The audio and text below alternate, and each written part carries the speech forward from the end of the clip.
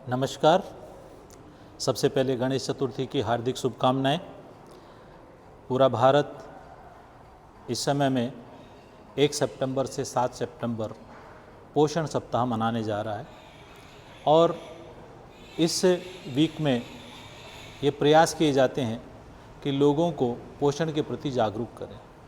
जहाँ तक पोषण की बात करें तो बच्चे और महिलाओं में विशेषकर रिप्रोडक्टिव एज की महिलाएं इसकी बहुत ज़्यादा शिकार हैं, कुपोषण की शिकार हैं। कुपोषण की बात करें तो लगभग 30% महिलाएं रिप्रोडक्टिव एज में एनीमिक पाई गई हैं और लगभग 20% महिलाएं रिप्रोडक्टिव एज में 15 से 30 वर्ष की उम्र में अंडरवेट पाई गई।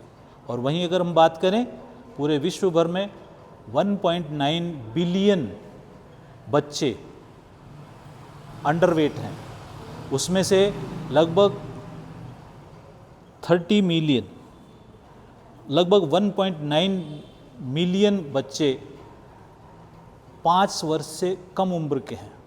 तो अगर हम ये देखें तो अंडरवेट, ओवरवेट, एनीमिक, ये ऐसी चीज़ें हैं जो बहुत सामने दिख रही हैं कुपोषण की शिकार हैं और इसके लिए बहुत सारे प्रयास किए जा रहे हैं और अधिकतर प्रयास पौष्टिक आहार पे बात आती है। लेकिन अगर हम देखें तो एक बहुत बड़ा पहलू जो हम मिस कर रहे हैं, जो जानकारी के अभाव में लोग मिस कर रहे हैं, वो है अगर आपके पास पोषण को बहुत अच्छा सामान है तो भी आप उसको खा कैसे रहें। आज हम इसी के ऊपर बात करेंगे कि अगर मैं एक छोटा सा उदाहरण देता हूँ कि एक बकरे को किसी शेर के पिंजरे के पास खूब अच्छा खाना दिया जाए, क्या वो पुष्ट हो पाएगा? क्योंकि उसकी परिस्थितियाँ अच्छी नहीं हैं।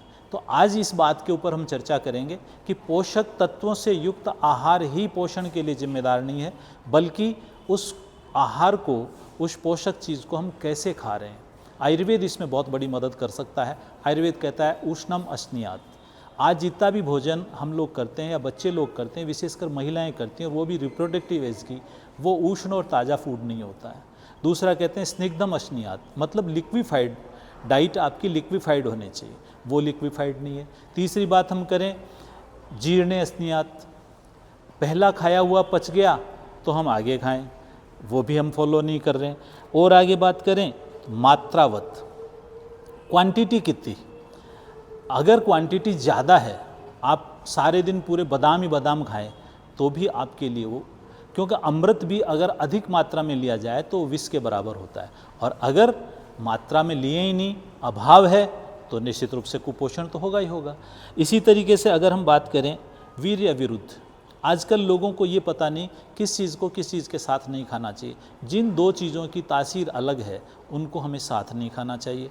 अधिकतर देखते हैं लोग एक कोल्ड ड्रिंक ले लेते हैं और नमकीन ले लेते हैं, बिस्किट ले लेते हैं, साथ में फ्रूट ले लेते हैं, तो इनका कोई औचित्य ही नहीं है। तो हमारा जो खान पान है उसमें भी हमें इस बात का ध्यान रखना पड़ेगा कि जो चीज़ें हम खा रहे हैं वो एक दूसरे के विरुद्ध न हों।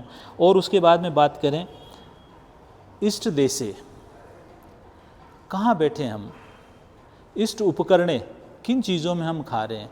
आज अगर देखें तो ये प्लास्टिक के पैकेट्स में जो खाना खाया जा रहा है वो बहुत सारी बीमारियों को कारण बन रहा है। तो इष्ट उपकरण, अच्छे उपकरण हो, अच्छा मन भावन स्थान हो। इसके बाद में नाति द्रुतम नाति विलंबित, खटाखट खा गए।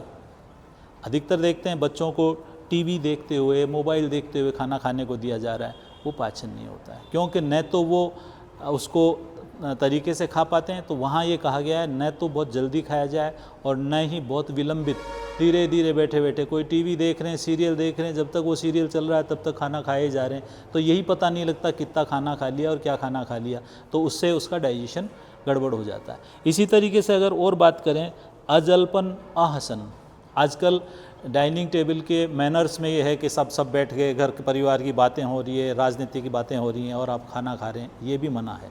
आपको खाना खाते समय न बात करना है, मौन रहते हुए खाना खाना है, न हंसना है, हंसी में खांसी ऐसा कर देते हैं। आप खाना खा रहे हैं उस समय हंस भी रहे हैं, बोल भी रहे हैं, तो वो भी आपके पाचन को बहुत प्रभावी करेगा। वो आहार द्रव्य आपके पाचन नहीं होगा।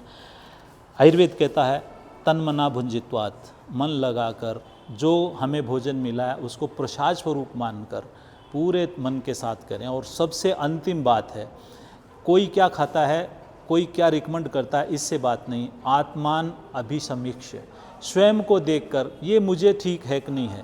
आजकल ऐसा देखा देखी का चल रहा है, तो उससे हमको हटके जिसको जो आपकी प्रकृति क्या है, किस देश में रह रहे हैं, किस काल में है, कौन सी ऋतु है, क्या अवस्था है, इन सब के ऊपर ध्यान देने के बाद में ही आपको अमृत तुल्य भोजन भी अमृत के फल देगा। लेकिन अगर आपने ये सब का पालन नहीं किया तो वो अमृत भी जहर हो जाएगा। इसलिए पोषण में केवल पोषण द्रव्यों की ही महत्ता नहीं है, उस पोषण द्रव्यों को हम कैसे सेवन करते हैं इसका है। मैं आपसे सबसे गुजारिश करूंगा कि जितने भी बच्चों को, महिलाओं को जो खान पान के तरीके हैं उनके ऊपर गौर करवाएं। इस वीडियो को आप अधिक से अधिक लोगों में प्रसारित कराएं और पोषण के खिलाफ इस जंग में एक छोटा सा योगदान आप भी दें। जय धन्वंतरी, जय आयुर्वेद।